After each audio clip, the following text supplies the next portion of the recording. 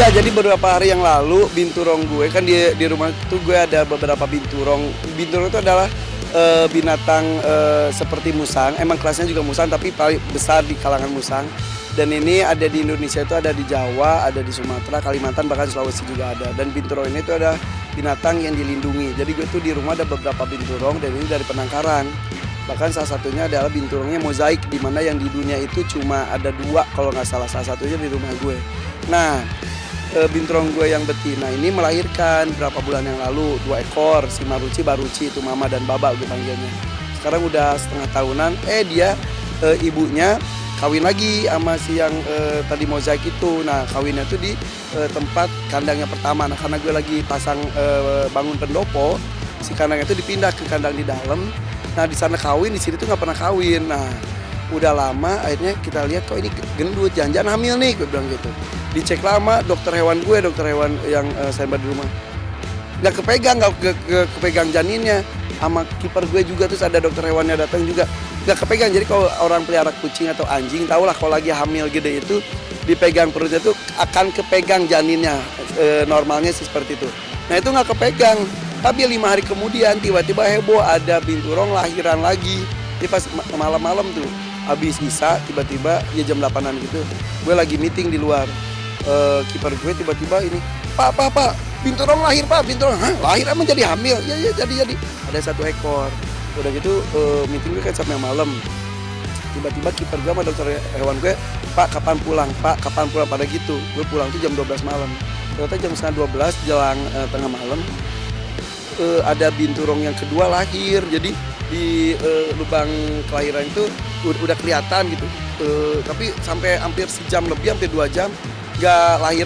Jadi si induknya tuh udah sampai mau lewat karena udah pucat, udah kesakitan banget. Akhirnya dibantuin. Nah, pas dibuka, pas ditarik itu dokter gue sampai istighfar, sampai merinding banget, semua merinding banget karena pas lahir itu kondisi binturongnya itu agak sangat berbeda dengan binturong yang lainnya.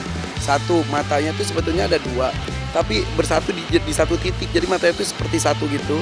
Udah gitu seperti ada tanduknya. Binturong tuh nggak ada tanduknya, seperti tanduk. Jadi kayak kulit mengeras gitu, tanduk di sini. Terus giginya udah ada taringnya. Padahal dia baru lahir, itu tuh nggak pernah ada yang bertaring gitu. Terus ada hidungnya. Terus udah gitu aneh yang lainnya, ada tangannya juga agak pendek yang di atas. Jadi lebih mirip primata atau kayak monyet-monyetan gitu. Jadi kita tuh, ini apaan? Pas gue pulang juga, tiba-tiba terbersit gue gini, kayak jin ya, sama tuh gue, kok matanya gini kayak dajjal nih gitu. Tapi gue belum terucap, terus kayak genderuwo gitu, dia cuma di otak gue doang. Terus udah gitu gue gini, kayak jin ya. Terus tim gue gini, iya Pak, dari tadi juga kita udah merinding gitu. Terus udah gitu bulunya juga hitam gitu, lebat gitu. Akhirnya udah kita simpen dulu. Malam-malam itu kan udah tengah malam banget. Besoknya pas ada tamu juga pas dari Banten sama orang Baduy lagi dateng, kita awetin pakai alkohol, pakai toples gitu, masukin toples kaca. Nah, yang pas lagi gitu tuh si orang Banten tuh udah merem aja. Terus pas udah ceklek, alhamdulillah untung udah kekunci, kata dia gitu. Emang kenapa? Enggak Mas, enggak. Ya gue penasaran, takut lah. Jadi dari sisi itunya iya. Terus dari segi mistisnya itu emang serem banget. Satu, hamilannya nggak ketahuan, tiba-tiba lahirnya dalam bentuk seperti itu, serem. Orang hubungkannya dengan akhir zaman lah dan lain sebagainya. Nah, tapi kabar terakhir sekarang teman-teman dari IPB, kedokteran hewan, pada penasaran dan katanya memang belum pernah ada kelahiran binturong seperti itu. Jadi mereka tuh ingin meneliti. Jadi kalau di IPB itu ada beberapa binatang yang memang lahir dengan keistimewaan seperti itu, segala macam diawetkan buat penelitian. Nah, ini binturong tuh belum pernah ada yang seperti ini seumur-umur. Makanya mereka pengen lihat kenapa ini bisa seperti itu. Katanya jadi menyatu, timbul seperti tanduk, bukan tanduk tapi seperti tanduk, terus gak ada hidungnya. Berarti ada kesalahan dari pas proses kehamilannya, sepertinya seperti itu. Tapi alhamdulillah sih yang satu lagi lahir pertama itu udah aman. Jadi kata orang-orang, udah kasihnya si Gondo aja, namanya Gondo. Yang sama Rowo, Gondo Rowo. Jadi yang itu yang kemarin yang anak pertama udah gede, udah gue gendong-gendong juga. Tapi yang itu sih sekarang disimpan di kantor. Dan kemarin juga baru dapat golok dari Banten, golok Pajajaran. Gue simpen 2 gitu.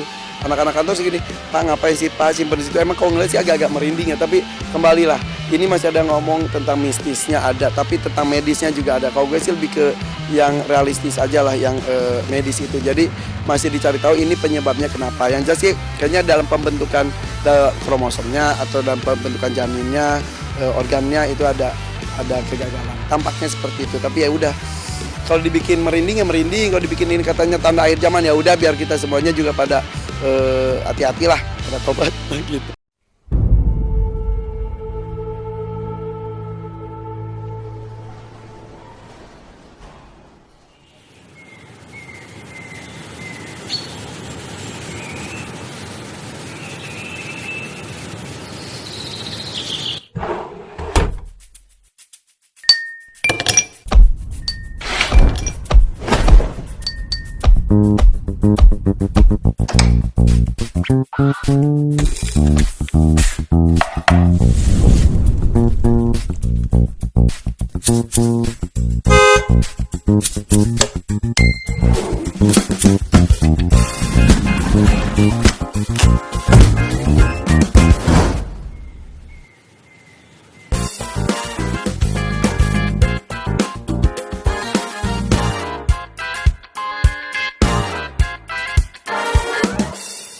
Udah meninggal karena emang organ hidungnya, pernapasannya tidak ada. Kalau misalnya itu hidup, aduh itu jadi sangat istimewa dan juga jadi itu banget ya, jadi bahan penelitian banget. Tapi makanya itu orang nanya, kok nggak dikubur? Ya enggak lah gitu. Ini mudah-mudahan ini jadi bahan kita meneliti juga seperti itu. Jadi pas lahir pun tampaknya sih sudah enggak. Jadi kayaknya pas proses lahirnya itu dia kan lama, sejam 2 jam, kayaknya mungkin karena pernapasannya enggak terselamatkan dan lain seperti itu. Jadi udah ini berbarengan dengan gue lagi bangun. Jadi awalnya kan dia juga kandangnya juga besar di yang awalnya sekarang menjadi pendopo, dipindah. Jadi kita nggak prediksi kalau dia hamil karena emang proses perkawinan itu agak terganggu karena proses pembuatan pendopo itu gitu. Pertama buat gue dan juga untuk khusus binturong, pertama di dunia perbinturongan kayaknya itu baru pertama kali kondisi seperti itu. Ya pasti terpantau, jadi semua binatang di gue juga kan ada kiper-kipernya juga ada 10 orang, ada dokter hewan juga, jadi semua juga terpantau. Dan kebetulan sebetulnya kayak merak gue lagi berkembang biak, burung-burung ini jadi lagi musim beranak semuanya, jadi banyak bayi-bayi di rumah tuh gitu. Jadi repot banget udah nyiapin bayi-bayi, mendampingi bayi-bayi itu. Si proyek pendopo juga lagi ditungguin orang-orang juga nungguin ini pendopo gimana. Pendopo gue kan ada dari tahun 1883 itu peninggalan leluhur, dipindahkan dari Jawa Tengah ke depan rumah gitu. Dan targetnya sih minggu besok itu pembukaan, tapi belum rilis, belum selesai, jadi ya udah diundur-undur lagi. Jadi karena kalau gue ngelakuin pembangunan itu yang kita perhatikan juga keselamatan hewan-hewan juga, karena kan kandang harus dipindahin dan sebagainya. Jadi untuk binturong ini mudah-mudahan bisa berkembang biak lagi selanjutnya. Yang pengen liput banyak seperti kalian, tapi nggak gue terima di rumah. Karena gue nya juga nggak ada di rumah juga gitu kan. Jadi ya udah kayak gini-gini aja, ntar gue update terus aja gitu. Oh, kok pendopo mah kan gue emang dari dulu suka dengan hal-hal yang unik dan antik. Kayak rumah gue aja kan yang lainnya tuh rumah modern. Gue rumahnya rumah joglo. Nah kalau ini pendopo ini ceritanya juga menarik juga, karena gue dapat informasinya dari temen Soimah. Pendopo ini tuh rebutan sama ada pejabat-pejabat, para seniman-seniman besar, kolektor-kolektor besar. Alhamdulillah yang punyanya mempercayakannya ke gue, karena kalau barang antik itu jodoh-jodohan. Kalau nggak klop istilah orang tuh nggak akan bisa. Jadi walaupun gue transaksinya udah lama, tapi pas pengangkutan sampai pendirian tuh itu berdoa mudah-mudahan ini jodoh gue gitu.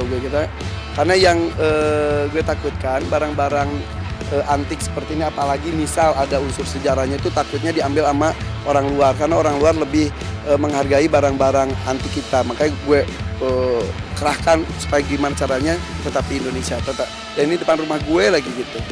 Istimewanya karena ini peninggalan dari tahun 1883, bentuknya juga masih orisinil. Udah gitu juga di bawah gentengnya tuh panelnya tuh masih dari timah, dan itu udah nggak ada sekarang.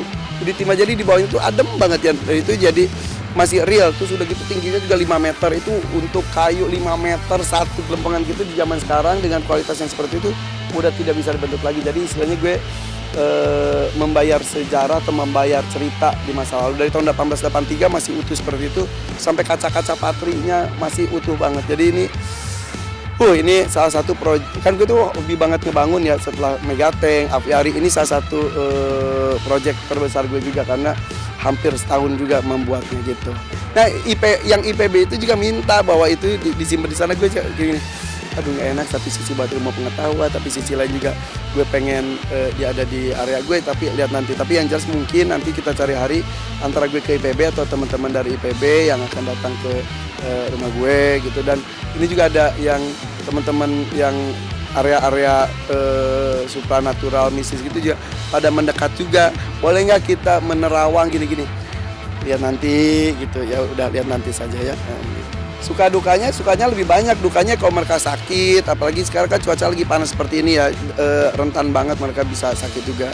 Jadi tapi lebih banyak sukanya sih ketika mereka beranak, apalagi mereka bisa sama gue tuh bisa deket gitu. Dan juga ketika banyak tamu juga terhibur karena bisa dekat dengan alam dan juga bisa mengajarkan untuk menjaga alam supaya tetap lestari seperti itu. Jadi, dan yang lebih bersyukur lagi adalah walaupun gue tahu usia gue udah nggak terlalu muda, tapi gue masih bisa bermanfaat untuk banyak orang dan juga mencintai alam, mencintai pohon, mencintai hewan, manusia itu tuh sangat penting dan rasa energinya kepada kita.